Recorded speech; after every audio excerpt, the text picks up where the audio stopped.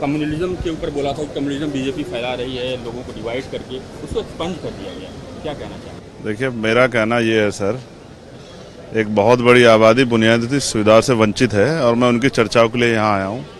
कोई क्या बोल रहा है, उनका क्या मकसद है, ये बेहतर जो है सरकार के लोग, विपक्ष के लोग जानते होंगे। जिन लोगों की हम बात कर रहे हैं उन पर अभी तक कोई चर्चा नहीं कर रहा। मैं आपसे पूछ रहा हूँ, 52% ओबीसी को 52% रिजर्वेशन कब मिलेगा? मंडल कमीशन की सिफारिश से कब लागू होंगी? प्रधानमंत्री यही बात करके 2014 में आए थे। SC ST पे जो अत्याचार हो रहा है कब खत्म होगा?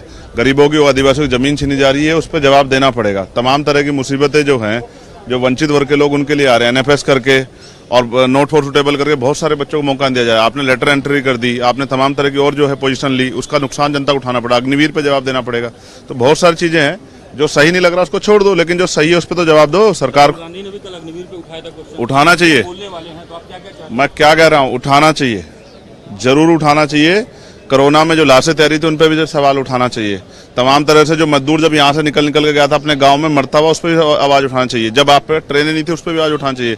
तो जनता के मुद्दों पर आवाज उठाना चाहिए। जो मॉब लिंचिंग हो रही है मुसलमानों की, उस पर आवाज उठाना चाहिए। जो महिलाओं के पे अत्याचार है उन पर आवाज उठाना चाहिए, और उन पर आवाज उठेगी। हिंदू धर्म का जो जिक्र हुआ, जिस पर की काफी शोर शराबा भी हुआ, आपकी क्या राय है?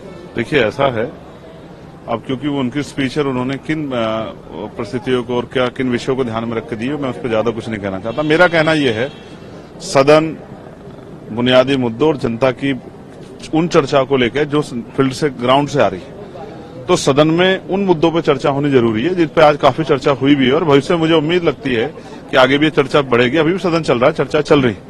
तो कई चीजें ऐसी हैं जो रोजगार से जुड़ी हुई है, जो डेवलपमेंट से जुड़ी हुई हैं, जो महिलाओं के सशक्तिकरण और उनके जो है सुरक्षा से जुड़ी हुई हैं, या फिर जो है जिस तरह से 70 साल बाद भी आजादी की और बहुत सब कुछ जो बदलाव नहीं हुआ, उन सबसे जुड़ी चीजों पर चर्चाएं हो रही है और ये एक अच्छा है। हम भी कल अपनी बात रखेंगे, अपने क्षेत्रों की बात रखेंगे।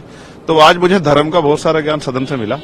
बेसिकली हम जो पॉलिटिक्स करते हैं वो मुद्दों आधारित पॉलिटिक्स है, उसमें हम लोग धर्म को इन्वॉल्व नहीं करते, क्योंकि जैसे धर्म आएगा तो बुनियादी मुद्दों से दूरी हो जाएगी।